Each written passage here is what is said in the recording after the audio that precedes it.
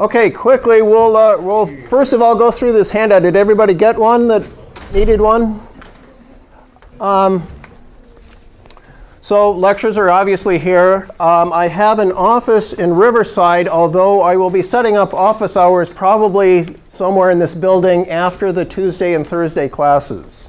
So I'll usually be here for a half hour, 45 minutes afterwards. With a lot of you commuting and stuff like that, that seems to be the best time anyway. I am working relatively close to here, so I can come over from time to time on Wednesdays, possibly Fridays. Mondays are pretty tough because I usually have a meeting in Davis that I have to be at most of the day there. But I can arrange for office hours any particular time. We can work it out on email. Or if you have questions through email, we can possibly do it that way.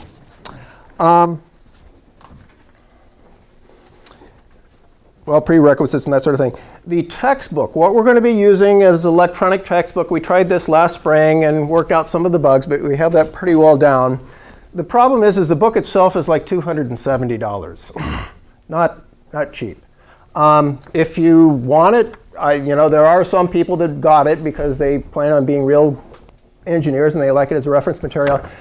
The computer way it's set up is basically it has a reading section basically that you'll be kind of tested on to make sure you read. You get points, and we'll talk about that for the reading and stuff. And you have to do the reading before the class. Okay, so that's the nice thing about the computer version. Also, if you want a printed version for $40, they'll send you 8 by 10 pages of it and that sort of thing. So still, 140 is a lot cheaper than the 270, and that's why we decided to go that way. Let's see, just going through there, then we got the calculators, or the ones required. And basically, if you take the EIT, FE exam and that sort of thing, they're going to limit you to what kind of calculators you can bring. You can't bring in the fancy graphing ones and stuff like that. So we're going to get you used to basically using that. Attendance and etiquette. If you have questions, raise your hand. I'll talk about that. If you have disability and need access for quiet time, extra time, and that sort of thing, just come see me. You have to have a form by the disability office there that allows me to do that. Academic honesty. We're in close quarters here, so basically, I don't want you to cheat. I want to see your work. If I suspect you of cheating, I just turn you in. It doesn't, I'll let the judicial office figure out whether you were cheating or not. So please don't do it. I don't like doing that, but I will do it if you do it. Course objectives, we'll kind of skip that one. You can kind of read that in your spare time when you need to go to sleep or something like that. But it just kind of goes through the material that you're going to be looking at in this course. Going on to the third page there is our evaluation of student performance. So this is the thing you're probably going to be most interested in. We have 3 exams, 2 term exams, and a final exam. Now, one thing on these exams, on the first exam, you're allowed one side of an 8.5 by 11 sheet of what you consider important. They're closed book otherwise. So as you're doing your homework, as you're doing quizzes, figure out what's important. What do you need to remember for that exam coming up, okay? So write it down while you're working on the course. Don't wait until the night before and say, well, this is an important equation. I don't know how many times somebody comes, I didn't write that equation down. I can't give it to you, okay? So make sure, as you're working on your homework, as you're going through the quizzes, make sure you write down what you think is important, an important equation, how to apply it, and that sort of thing. Exam 2 and the final, you'll be allowed 2 sides of that. So in other words, you can keep your first side. That'll be the first part, and then as you go through other parts of the course and that sort of thing, you can add it to the back side or add a second sheet, whatever. So, and I often like to look at them and see how small you guys can write, too. That's pretty cool. Or what you think is important, too. Some of you don't even write anything down. Homework. OK. Homework is going to be a combination of, there's, again, a computer-based homework or a web-based homework that you'll be doing.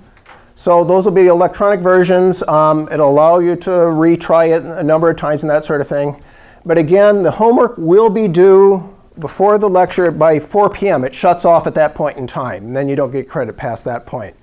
Now again, it automatically will then put the scores on SAC-CT. So I want you to make sure that you go to SAC-CT and look at your scores and make sure that they're, you got credit for what you did.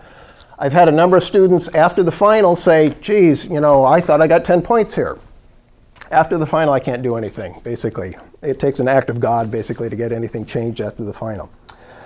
There will be some homeworks noted as hand-in. And as a matter of fact, your first homework is a hand-in because I handed it out to you. Those are ones that I evaluate. So the computer evaluates the electronic version or the web-based version. I will be evaluating homeworks from time to time too. So when you go to SAC-CT, there'll be a folder called homework. Go to that basically, and if there's a homework 2, that'll be the electronic one. It'll take you to the electronic thing. So you need to get your computer pass, though. When you buy the Connect thing, they give you a pass basically to get in, and then it signs you to the right course and that sort of thing. But there'll be a homework 2 hand-in. So that'll be a little PDF of something similar to what you got today and that sort of thing. Download that and basically do your problem, and you'll hand that in at the beginning of the following lecture. Okay? Make sure it's at the beginning because I'm not going to accept the homework at the end of the lecture. So I don't want people in here doing the homework while I'm doing lecture. So everything's due at the beginning of that particular lecture. So the homeworks will be due, it'll shut off at 4 p.m. right before the lecture, just to give you enough time here so you can get here and have your cup of coffee and stuff like that too. And then the homework, well, we'll look at there's a, the other thing I want you to do in terms of the electronic homeworks is I do want you to keep, again, this sort of homework you're going to have to write down anyway. What I want you to do is keep a notebook of your homeworks, and I'm going to pick them up from time to time to see that you're doing it. Now, the 2 reasons for that. First of all, you can't do the homework, a lot of the homework's in your head anyway. You're going to have to write down the process. Secondly, you need to study for exams. And if you've got this electronic version, it's not going to make a whole lot of sense to you because you're putting in a number, whereas you can look at your work thing and basically understand what it was you did and be ready for the exam. Also, there's going to be future courses where you're going to need to know statics. Various mechanics courses, structural mechanics and that sort of thing. Even dynamics, you're going to need to get into that sort of thing. If you're civils and you're going to get the EIT exam, there's a whole statics section there. So you need this as engineers to be able to go through and understand what you did. So when you write it, and we'll look at the process there, make sure that a year from now you can go back and understand what you did. You're going to need to know that. Quizzes. Generally, we do them per chapter, but there'll be quizzes unannounced and that sort of thing. And we can see it's just usually going to be about 10 minutes worth of work and stuff like that. It won't be super heavy and that sort of thing, but I just want to make sure you're keeping up with the material. Grading breakdown. Reading, 5%. Homework, 10%. A lot of the reading and the homework will be automatically scored because a lot of it will be web-based. Some of the homework will be hand-in and that sort of thing. So keep track of what you're doing. Watch SAC-CT and make sure you're getting the scores. The first set of homework and reading and everything won't be due until next Tuesday. So I've extended that. You don't have to worry about rushing and getting it tonight and that sort of thing. And quizzes are 10%. Now, one thing I want to note is that a lot of students don't pay attention to that. That's 25% of your grade there. That's easy. That's really easy stuff to do. I mean, the reading and the homework and that sort of thing, if you don't get that, and I had a number of people that ended up getting D's because they got lax on that part. So make sure you take advantage of the points that you can get easily. Okay, so the exams, they'll be tough. But on SAC-CT, there is an example exam section that you can go to and look at the exams and that sort of thing. Example exams, previous exams that I've given, I've stolen some from other professors and that sort of thing. So it'll give you an idea what level of problems you'll be dealing with. There'll also be, just going back to the homework, as we do the homeworks, I don't like the web-based solutions. They're often very cryptic and don't make a whole lot of sense. So I solved almost all the problems, basically. There'll be a homework solutions folder that you can go to then and basically look, and I've written it out a little more detailed, basically the way you should be writing it out in terms of your notebooks and that sort of thing. But it'll be a little, have all the steps in it, basically. Grading criteria, well, it's just your typical A, B, C, D type thing, 90, 80 to 90, that sort of thing. One last thing, too, in terms of grade changes. Occasionally I might make a mistake in terms of the grade.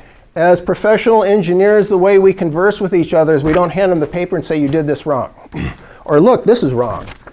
I want a memo from you stating why your particular solution was correct. And this is how professional engineers work with each other and that sort of thing. I think your assumption was wrong here. This is the way I would do it, or something like that. If you're arguing for a point or two, it's not really going to help, because basically I have a rubric that I go by, and if you did this section wrong, you get off that many points. I won't change that. But if there's something you approached it, and you'll find when we're in statics that there's many different ways of solving a problem. And if you happen to solve it a different way or something like that, I'd be willing to look at a memo on that. Page 4. Homework set format. OK, so this is just to give you an idea of what a professional engineer would be doing in terms of a homework. And again, the goal is here is not, I'm not trying to make you professional writers and make you look pretty, or we're not doing a magazine editing here. But you need to be able to go through a problem and understand what it was you did. OK? And again, if you're taking the EIT exam, that's going to be a number of years down the road. You're going to have to go back to statics and go, OK, how did I solve that problem? If you write it out and do the steps and that sort of thing, it's easier to come back to study. You can understand what you did, and it'll be worthwhile in the long run. So it's basically a description of how to set up those problems. And it's a good idea to have the problem statement so you know what the problem was. Page 5, rubric, or there's our syllabus basically. That'll be the materials. The reading materials will be posted on SACS-ET. I usually don't post any more than like 2 weeks ahead of time, so I won't post the whole syllabus. But I'll maybe go a week or two ahead of time and that sort of thing. But I don't want you to get too far ahead of us. And again, when you go through it, you will get points for it when you answer the questions and show that you've gone through it. So just be careful that you're in the section that says that I'm grading you. I think they've actually fixed that. We had some issues where people were in a practice session or something like that and weren't getting points. But I think that's all been resolved now. Final, as far as I know, is on Thursday the 19th from 3 to 5. It'll be in this room. And then you got your 2 exams and our spring break there. Any questions before we dive into, sir? So I have a physical copy of the book, and do I still need to buy the online copy so I have to show the progress of reading for the... Unfortunately, you do. I apologize. If you can take the book back and you need the money, do that. I apologize. I can write a note to the bookstore if you want. Okay. But yeah, I apologize. But yeah, we've kind of done that because it encourages you to read beforehand. Usually my lectures used to have to be basically all the reading that you didn't read before the class. This one kind of assures me so we can dive into problems. We can do a lot more problems, which is the key thing and the reason why I like the book, the electronic version of the book. Anyone else? Okay, well.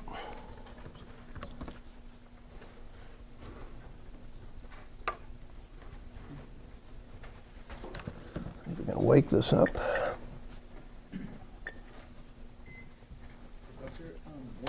What's the course number for this section?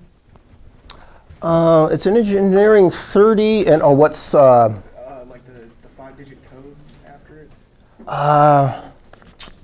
Shoot me an email. I'll find out from Ashley. I don't have all the administrative little details and stuff, but yeah, make sure you're in the right class.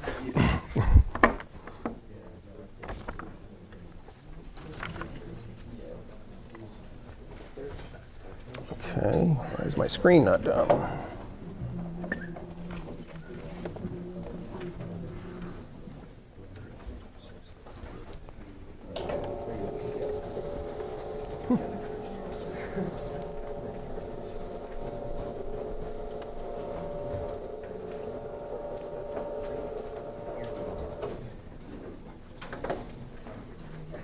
That's a weird color. Okay, well, we'll just have to live with it. Okay, so just, you don't have to worry about taking notes on this. This is just to kind of give you an overview of where you're going as engineers, because this is really kind of the very beginning of actually getting into courses where you're going to be doing engineering stuff. It's not just straight physics, not just straight mathematics. We're actually going to be using mathematics to solve something. I tell people this is mathematics with a purpose now. We have some purpose to do with it. So what we're adventuring into is the area of mechanics, and that's broken up into 3 areas.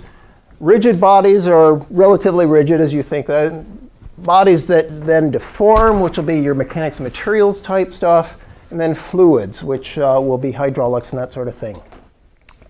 Under rigid bodies, there's 2 categories that you'll be taking courses in. Statics, the one you're in now, basically is going to be an understanding of the distribution of forces. And then dynamics, basically now you're going to be applying Newton's second law, accelerations and that sort of thing. Now, the tools that we use for statics are going to be the physics class that you needed to take beforehand, and then vector algebra, which you probably took maybe even in high school. And what we're going to do is combine those 2 things to start solving actual engineering problems. And actually, a lot of engineering, a lot of older bridges and that sort of thing were actually built using just simply statics principles. So part of the physics that we'll be using is Newton's first law and really Newton's second law if we consider acceleration equal to 0. But basically, it says that a body that has a bunch of forces acting on it at rest or at a constant velocity will end up having 0 forces acting on it. So in other words, they all sum up to 0. All those forces pointing out at different directions, pushing it that way, wanting to push it this way and that sort of thing. If the body is static and in equilibrium, and if the body, or if it's moving at a constant velocity, basically we'll see nothing. And that gives us a tool, that gives us a 0 that we can work with in our equilibrium equations. The other one that's important that we'll be seeing is Newton's third law. And we've kind of extended, you probably remember it from action and reaction, that sort of thing. And we're extending it a little bit in terms of basically it's equal in magnitude, and we're going to apply it to vector algebra, opposite in direction, because vectors have direction. And then it's all along the same line of action. So if we have these 2 cue balls basically bumped up against each other, if we looked at just that ball there, what we'll see is a force from that particular body acting on it in that direction with that magnitude. But if I choose to look at the other body, what I'll see is that same force, same magnitude, opposite direction, and the key thing is it's acting along that same line of action. So it's not going this way or that way. They have to be basically equal, opposite, and what we call collinear, but acting along that same line of action. So that'll be an important tool that we have. The other one we'll use basically is the law of gravitation, which is a real kind of messy thing, but we're going to shorten it here. We'll realize that basically the big M is the mass of the Earth, which is, we can assume, is relatively constant. The radius of the Earth will be relatively constant, and then we have the gravitational constant. And what we'll find is that we're going to just simply reduce that, take all of those things that we assume are relatively constant and put it into this thing called G. So this M, this little m then, is the mass of whatever object we're looking at. And the force that it, or what it weighs basically, is going to be a function of this times that G. And that little g will be different depending on which system we're working on.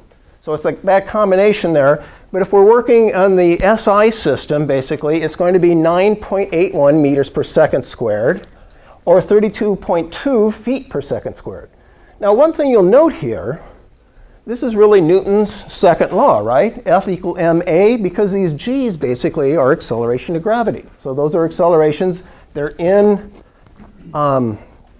dimensions of acceleration there, mass per, or meters per second squared, or feet per second squared. OK, the other tool is our vector algebra. Scalar, basically, again, is a magnitude, 3 pounds, 4 feet, something like that. It doesn't tell us anything about direction. So a vector basically has a magnitude and a direction, shown generally as an arrow. Basically, length will show magnitude, direction of the arrow is the direction of the vector. Now, the mathematical rules in vector algebra is going to be different than elementary. So 2 plus 2 equals 4 May not be the case in vector algebra. Two vectors of 2, depending on how they're angled, will end up with a different value. The only time actually they act 2 plus 2 is equal to 4 is if they're on the same line. Remember what we learned in elementary school, the number line. Everything was on a line, so basically we could pop from one place to another. Oh, and then just a nice example, basically, of some vector algebra you probably see on the news or read in the paper and that sort of thing. But basically, wind speeds. Gives you direction, and the size of the arrow then gives you a feel for, oh, it's windy here, not so windy down here. And then where we're going with this, with the physics and the algebra basically, is we're going to find a distribution of forces. We have some vehicle weighing something on there. We want to know how to design things. We want to know what sort of forces are going to be in the columns, what sort of forces are going to be in the abutments in there, and that sort of thing. So that's what we basically are going to be doing now with our statics physics and with our vector algebra there, is trying to come up with some idea of how these forces are distributed. And that's end of that.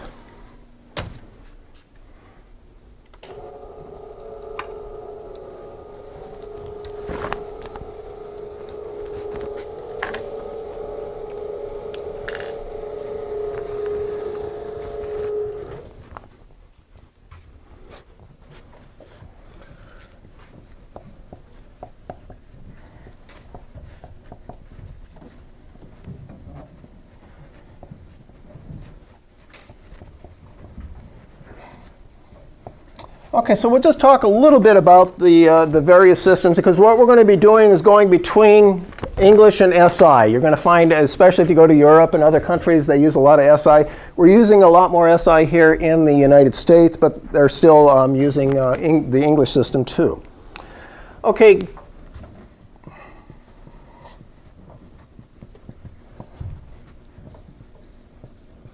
We have base units.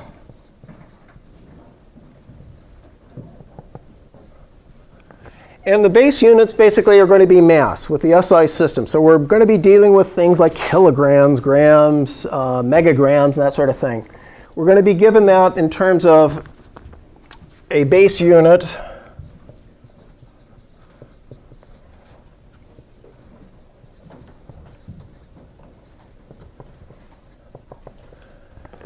Length will be described in terms of meters, kilometers, millimeters, depending on whether we're looking at nanometers, if we're looking at really small things.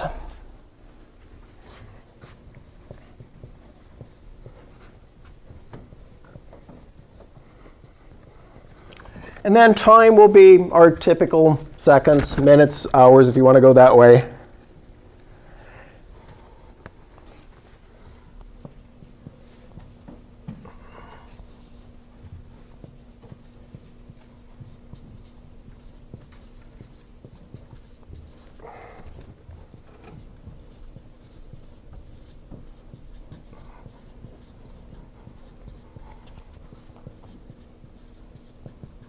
Okay, and the other key thing is it's what we call an absolute system. So it's independent of location.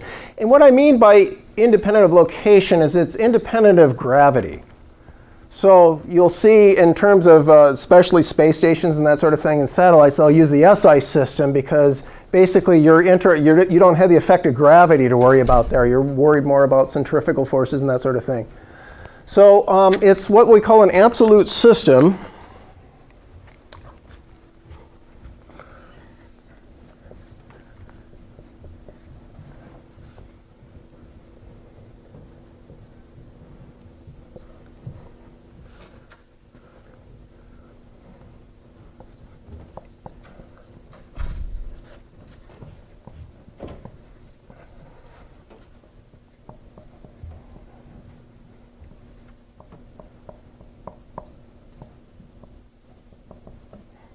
Okay, the thing I really like about this system is it stresses the significant digits. Basically, it has prefixes, so you can highlight those significant digits. And the reason I say that is here's one way we can express a measurement.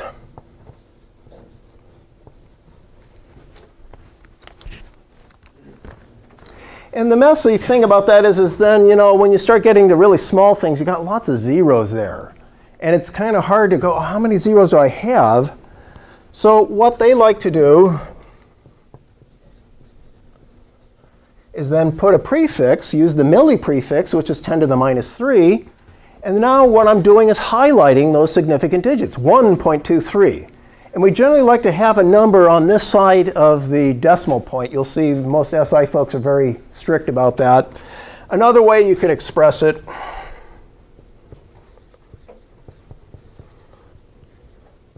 if you want to express it in terms of meters, perhaps your paper's all in meters and that sort of thing.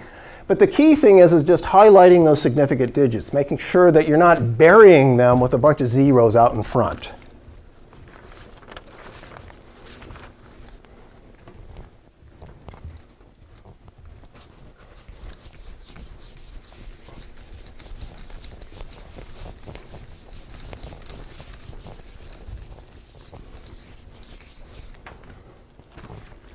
Now, we had base units.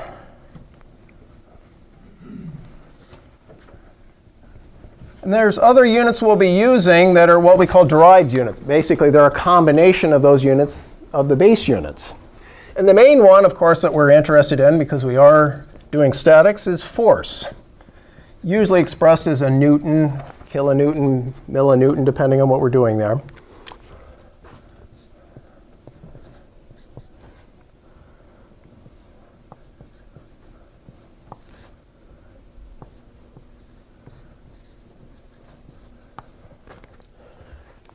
And 1 Newton is expressed as 1 kilogram times 1 meter per second. And you'll notice that that's basically Newton's second law there, right? So we'll see it as a 1 Newton, or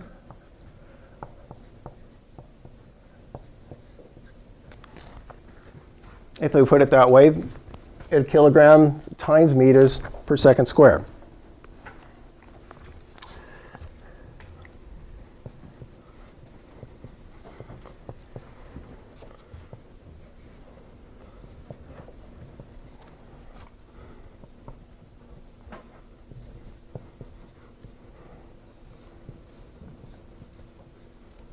Now, one common use we're going to see in terms of force, one of the forces we'll be playing around with, is the weight of an object. And when we have a weight of an object, what we're going to do is the same expression, except that we're going to use our g now, our little g that we talked about there in terms of the acceleration due to gravity. So one key thing when you're in the SI system, just put this in your heads right now, if you've been given a density, kilograms, grams, it's not a force. It's not a vector. It's a scalar, okay? The way we need to get it into a vector is then multiply it times an acceleration constant, basically the 9.81. Then we end up with something in terms of newtons. This weight now is in newtons. So now we have a force, and generally if it's weight, we know which way the center of the Earth is, so we have the direction already established in that particular case. We're ready to go in terms of trying to figure out where it goes, where it's going to be distributed to. Basically, the biggest error I see is people using kilograms and then trying to solve a problem using kilograms. Not going to work. And then finally,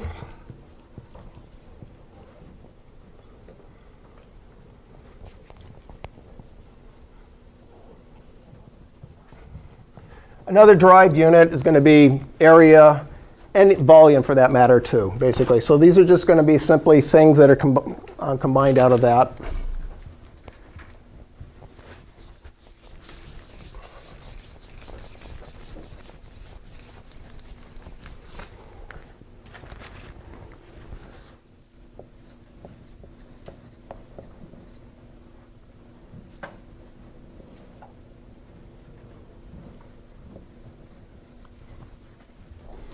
Okay, so the other system we'll be using is the English system, or the US customary as we call it.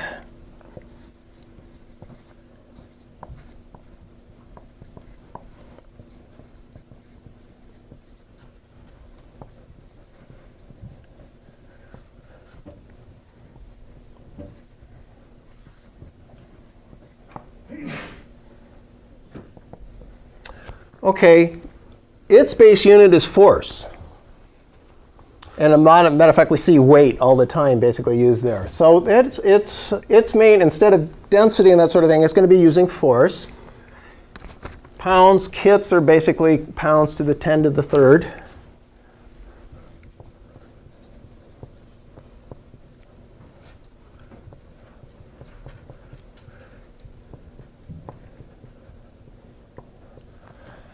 Okay, it's got different units again. It's measured in terms of feet, inches, miles, that sort of thing. And there's conversions for those between the two. The one thing they have in common is time. So that'll be the same as SI. Now the key thing here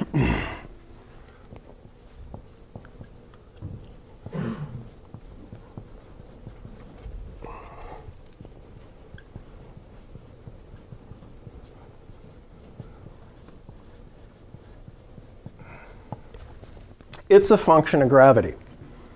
So it's kind of hard. This is why they don't like using it out in space or your satellites and that sort of thing, because you've got this one here, which is assuming you're on the surface of the Earth. So it's not an absolute system, so we have to be a little careful with it. But the nice thing is that if I've been given a weight, it's already a vector, because it's a magnitude and it's a weight. I know the direction of the center of the Earth, so I have that already established. So in terms of that, you don't have to multiply it times an acceleration to gravity.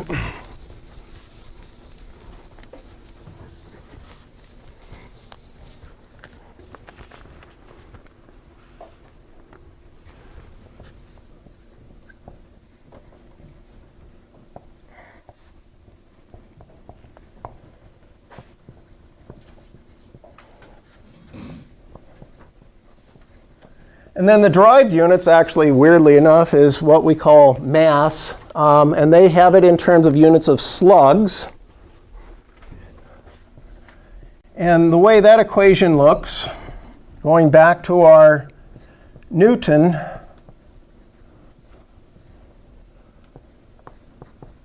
I'm sorry, this board's not erasing very well over here.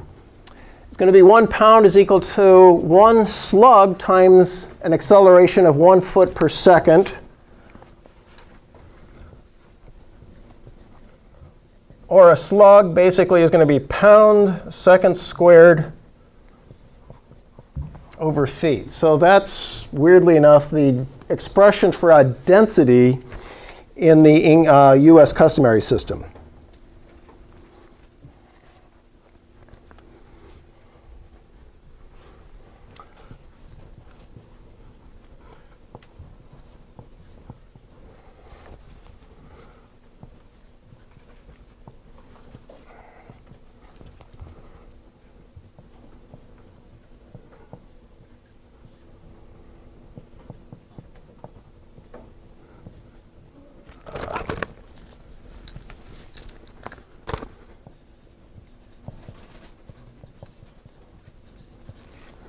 So now when we think about weight in terms of using slugs, basically, our slug is here. We're trying to find a weight, basically.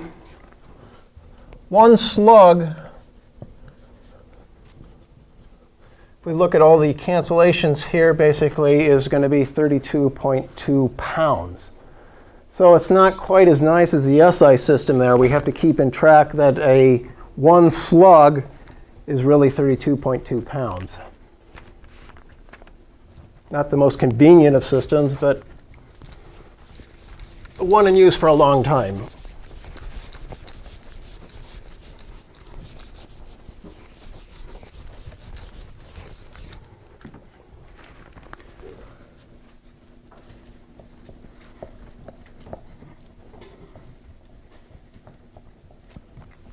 Now, one thing I suggest you do when you're working on your homeworks and that sort of thing, even in exams, use your units as a way to check yourself.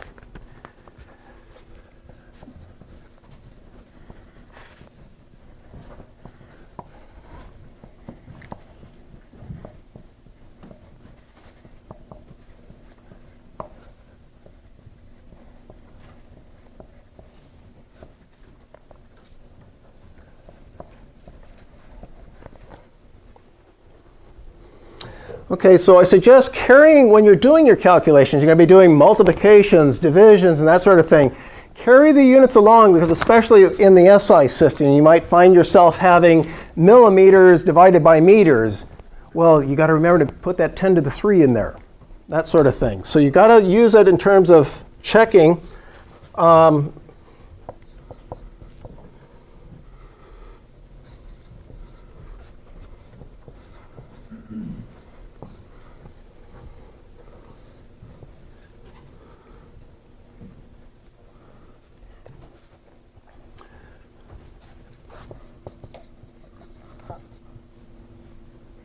Oh, I'm sorry.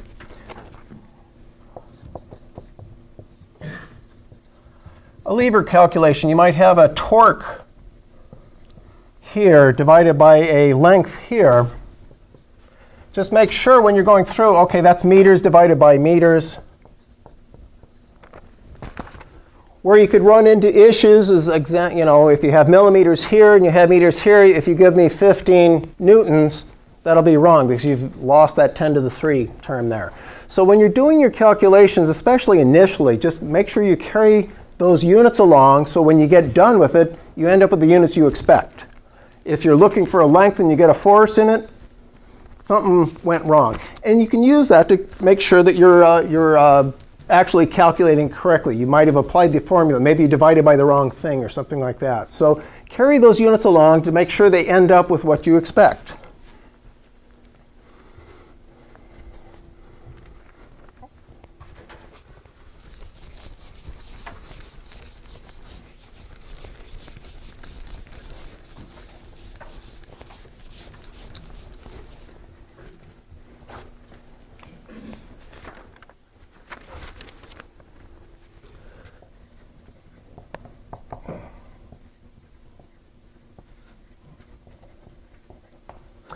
Okay, we have unit conversions. Just to let you know, I don't do too much of that. You should know it, but I'm not really worried about testing people on whether they can convert things from pounds to newtons and stuff like that. But just, if you take the EIT exam, I guarantee you they will do that. So you'll see that somewhere along the lines there.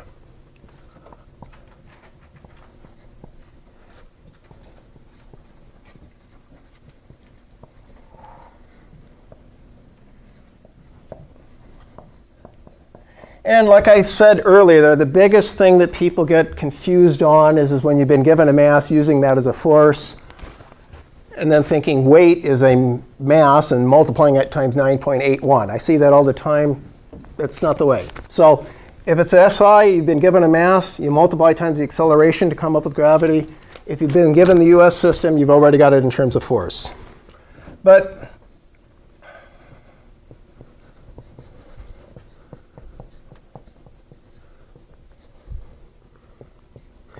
probably the most common ones, if you do anything, will be, I'm going to have to get another pen here, is just simply the force conversions. But again, it's not a particularly important thing to me.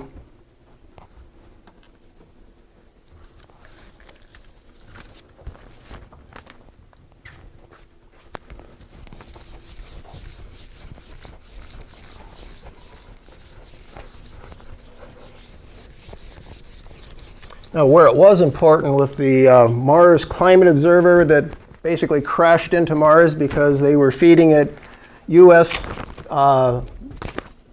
system, basically numbers and stuff, and it was expecting SI numbers and stuff like that. So not to say it's not important, be very aware of it. The other area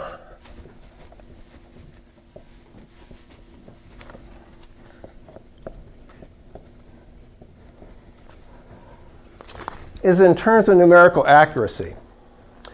Now, in our particular statics classes,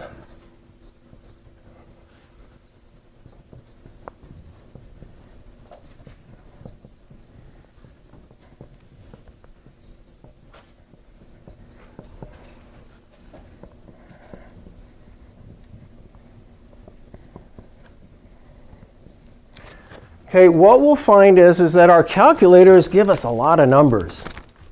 We can put out 10, 20, 30 numbers and that sort of thing. The accuracy in terms of statics basically is going to be maybe 3 to 4 significant digits. We're basically not going to know the forces probably that well, much less the distances and that sort of thing. So when we report answers, when we report something in a quiz, and a homework, and that sort of thing, basically we're going to use 3 to 4. But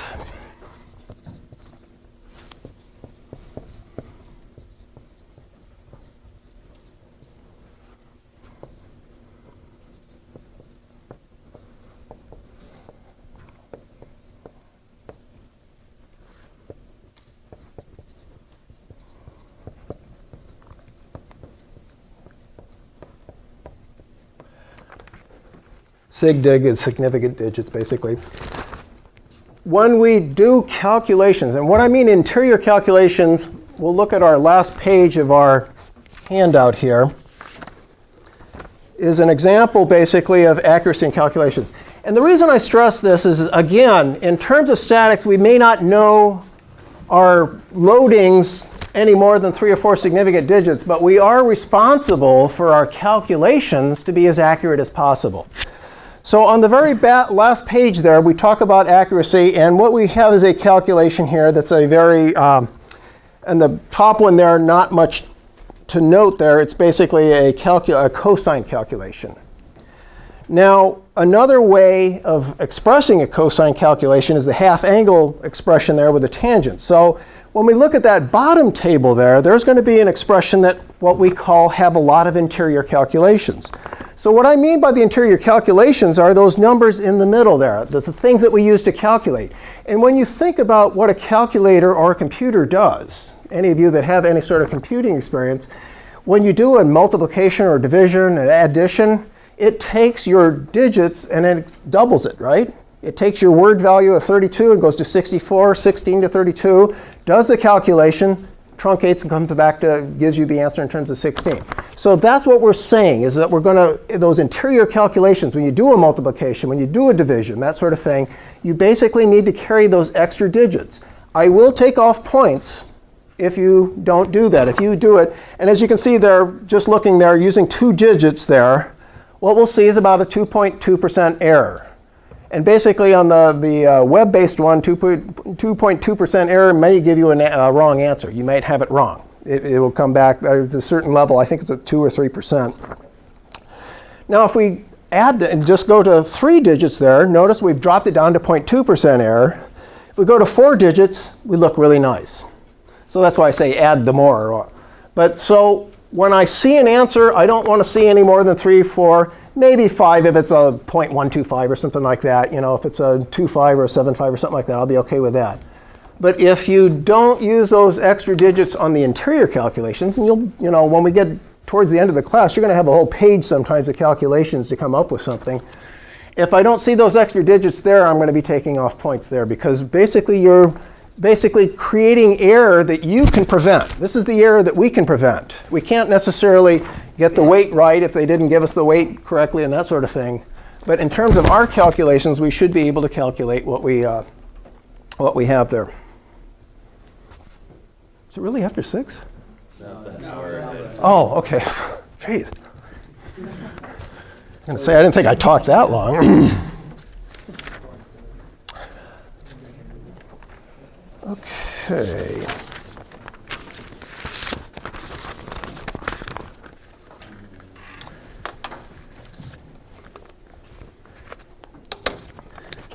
OK.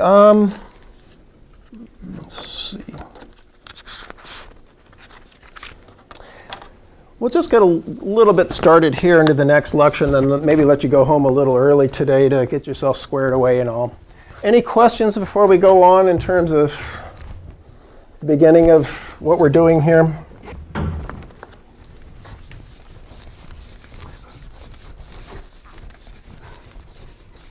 Is the syllabus up on SAC-CT? Yes, it should be in the it should be in the handout thing. It'll be that page in the handout. So I could do it separately though too if you want. I can maybe. Or do you have an extra copy?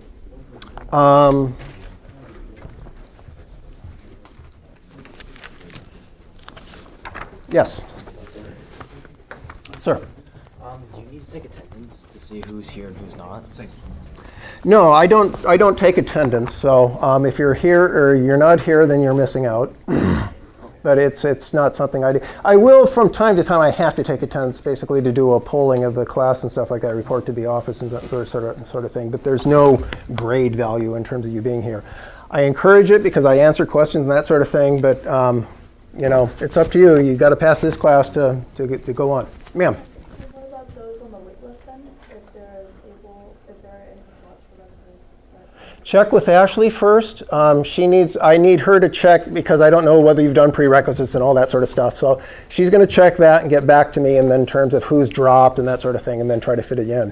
But obviously we've got more than we can handle right now, so I've got to cut it back to a point where everybody has a seat.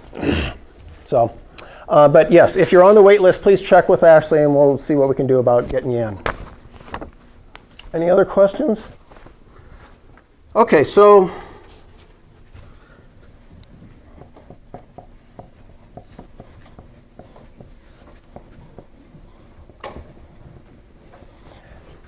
So that is actually an hour off.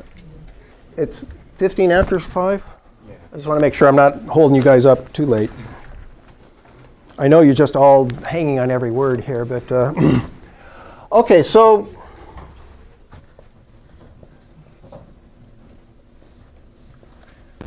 I always get thirsty when I think about what section of this is. In the book Beer and Johnston and Matuzak, I think it is, section 2.2. So this will be your up-and-coming reading here. But we'll just kind of go through a little bit about what you're going to see.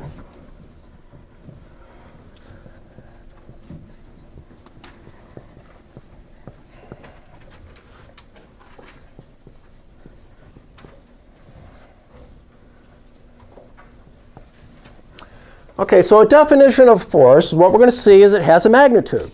And it'll be either expressed in the SI system or the US customary pounds, newtons, kilonewtons, that sort of thing. The other important thing,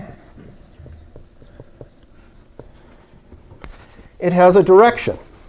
Okay? And there's two pieces to this direction.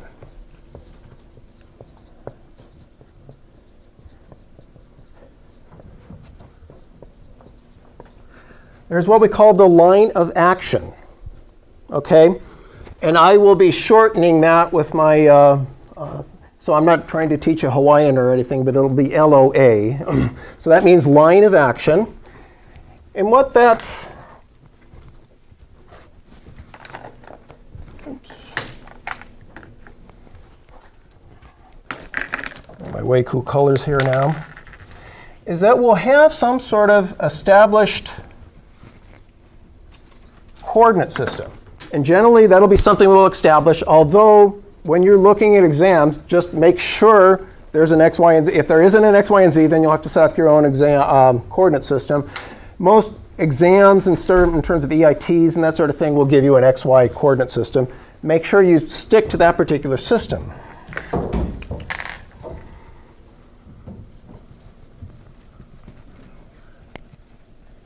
So an LOA, or a line of action, basically, is going to be a line that's some sort of an angle with respect to a coordinate system that we set up. This is two-dimensional. We can also have it in terms of three-dimensional. It gets a little more complicated, but it'll be a couple different angles there. So we're going to have this direction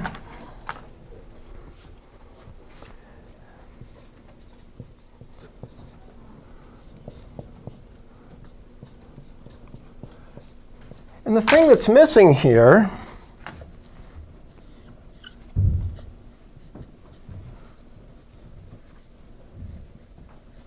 is which way is it going?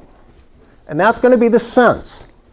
And what we're going to find is then that the sense we're going to be able to use with a sign, a positive sign and a negative sign. So a positive sign will indicate one sense. A negative sign will indicate opposite of that particular sense. So if I have an F defined as that way, and somebody says, oh, hold, it's a minus F, that means it's on that same line of action, but it's just pointing in a different direction.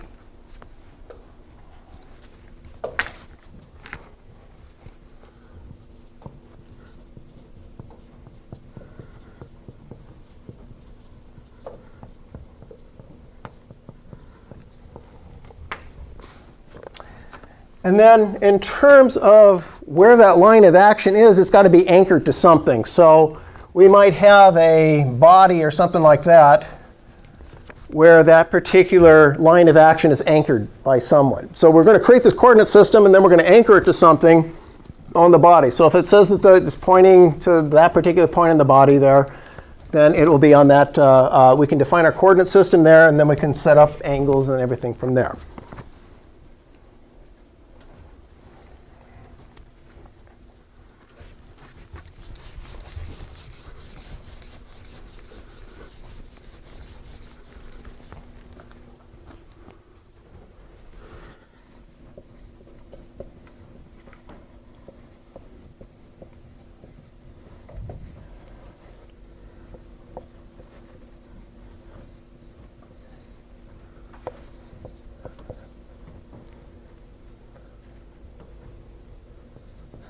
Okay, so depending on what book you read, I think our author uses bold. So if you see a bold, big letter and that sort of thing, basically, that'll indicate that it's a vector, that it will have all of these properties. Some books will have an arrow on top. Most of the time, what I will be doing is putting an arrow on the bottom. And there's special ones that have little hats, triangular hats like that. When we get into unit vectors, that'll make a whole lot of sense. But again, those are all expressing some sort of a vector, which has all of these properties: magnitude, direction, and sense.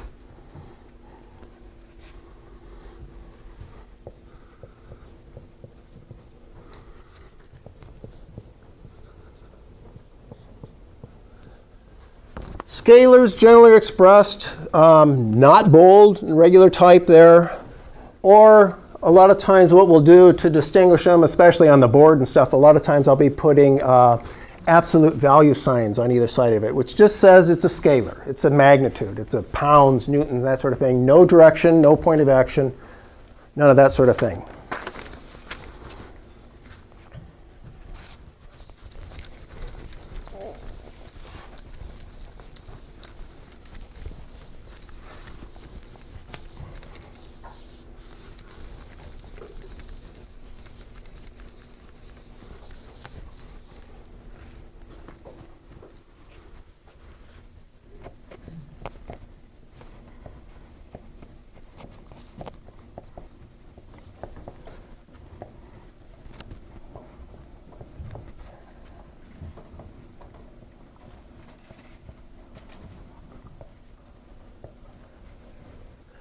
Okay, so this is where things start getting a little strange. This is where now when we start doing things like addition, subtraction, that sort of thing, multiplication, we're going to be applying it a little bit differently.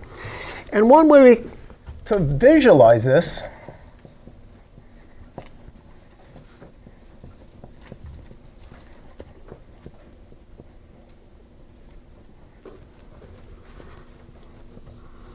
we'll consider a book on the floor. So I'm just going to take a book and I'm going to sit there. We're going to be looking down now at this. And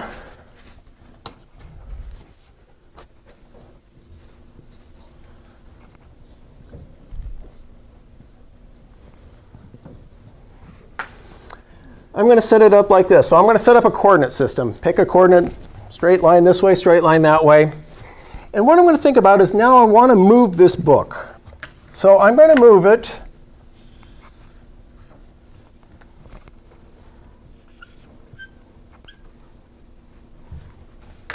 what we call D1.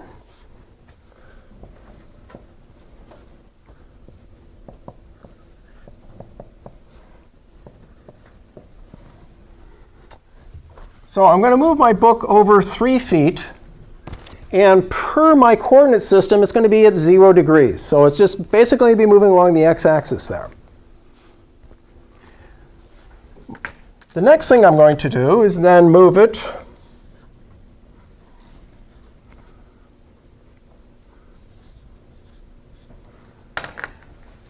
where's my cool colors?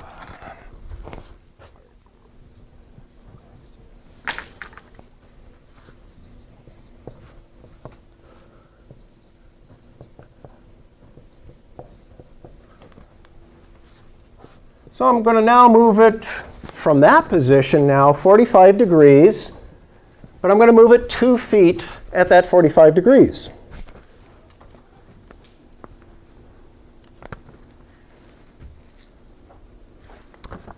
Now, one thing I should have put this down here. Now,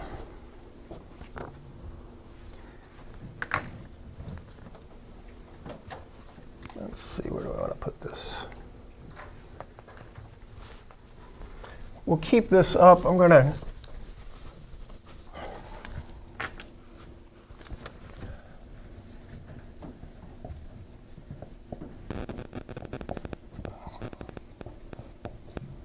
what we're going to be dealing with when we start looking at vectors is what we call a resultant vector, which basically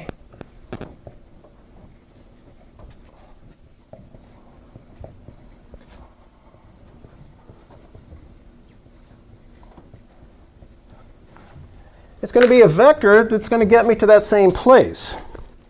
So another way I can get there, basically, is drawing a straight line from here to here, which I will call R.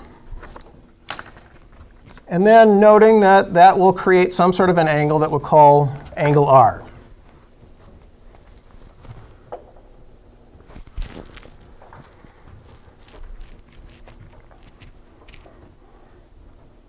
Now, how many of you think that R is going to be equal to 5? Oh, you're already past test 1. It's not going to travel the same distance, and it's not going to travel at the same angle there either. Now, another thing to note, though, too, is that we talked about, OK, this is one way of getting there. A resultant vector is another way of getting there. Another possibility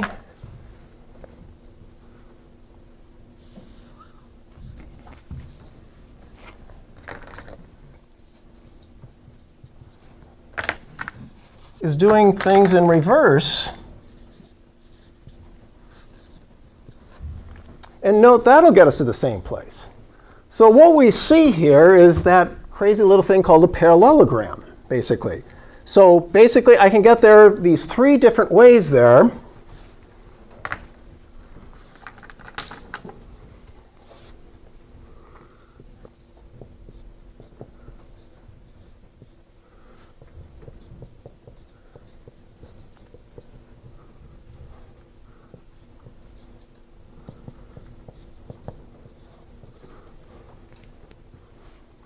And when we do the calculations, and that's one of the things we'll be struggling with as we go along here, is that we'll find that now this resultant vector, instead of traveling 5 feet to get there, I can get there with a resultant vector of 4.64 feet at an angle of 17.8.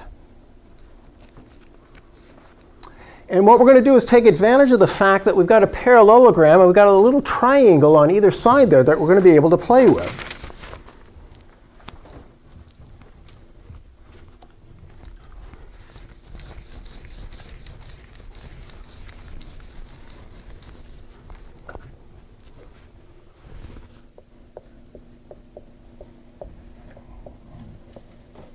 Now, your author notes this as a triangle. Other people call it parallelogram law. Others will apply the trigonomic approach and that sort of thing. So noting the fact that we have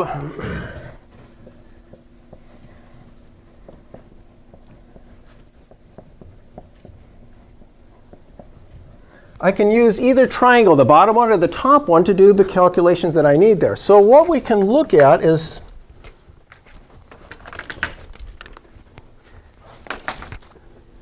applying our vast knowledge of trigonometry. Nobody chuckled. Oh.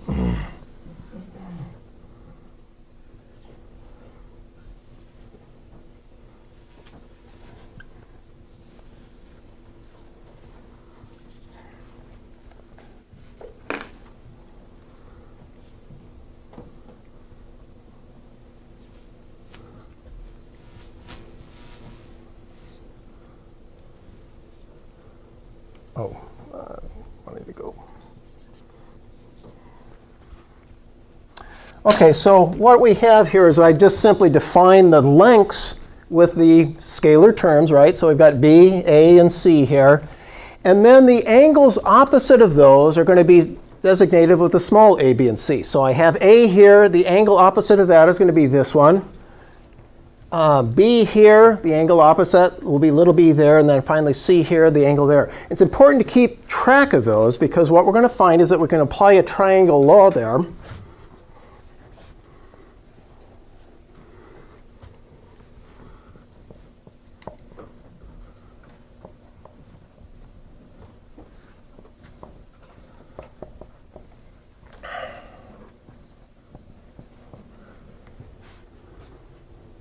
So a couple of key things, too, is note that these angles are internal angles to the triangle, right?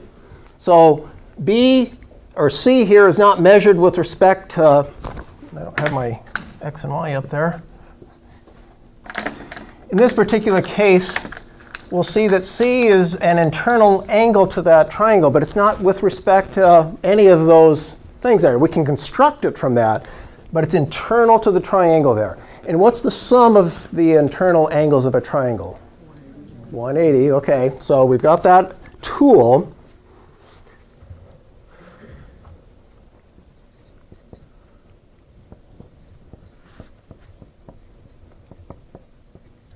So one quick way is that we've got a couple of these angles already there. We can calculate B as simply 180 minus the 45, or 135.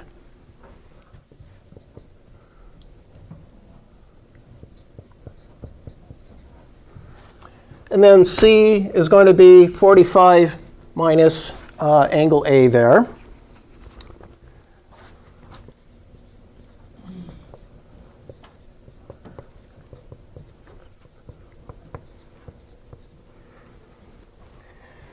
And we can start plugging things in. We're going to actually need a little bit more there in terms of that. But one application is just simply applying that. Another law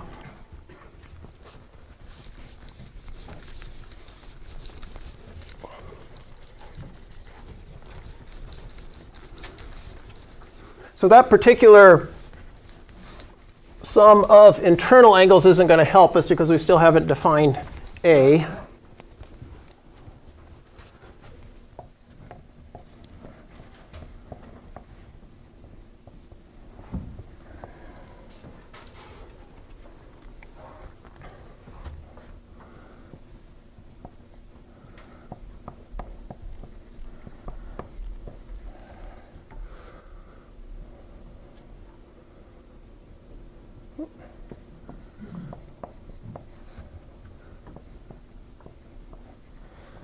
And this is, again, this will be one of those equations you want to have in your little notepad there. Basically says that the length of one, if you know the angle across from one of the sides there, basically, I'll only need one angle in this as long as I've got the three magnitudes of direction there. So we can plug that in. We had our 2 feet. And again, don't forget the square.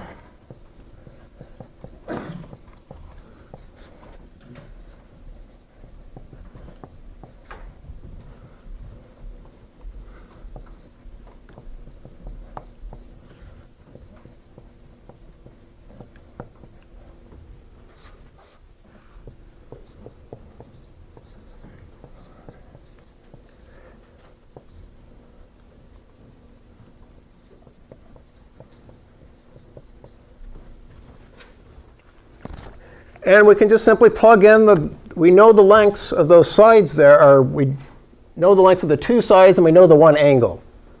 And we can come up within that distance of that resultant that we were interested in and that we showed earlier before. Again, I'll calculate it out to big numbers like that, plug it in. When I report it, I'll just give me 3 or 4 significant digits.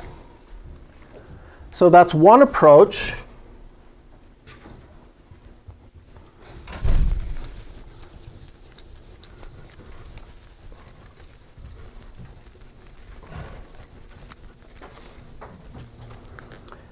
Another law that you'll be using probably a lot more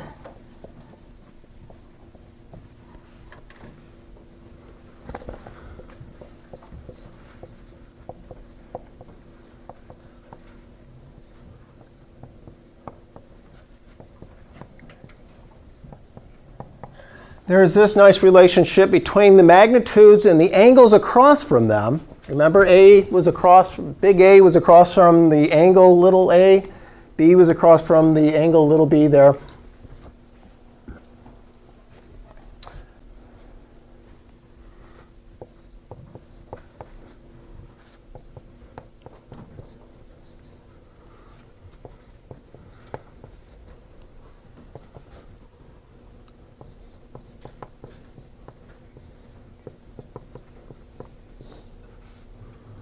Oops, wrong one.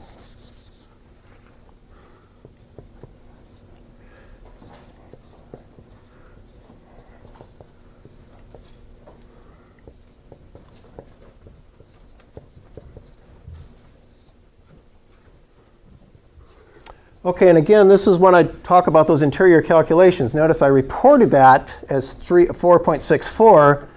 When I plug it into this equation now to find that missing angle that I'm looking for, I'm going to use the bigger number there, basically, because I need that interior calculation.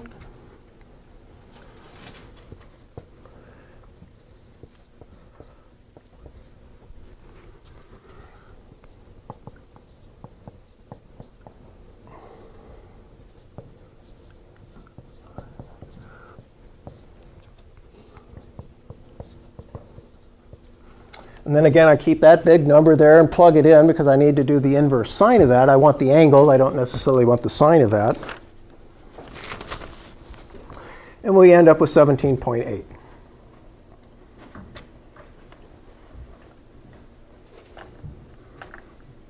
Okay, so that's what we'll cover for today. We'll have lots of problems to solve on Thursday.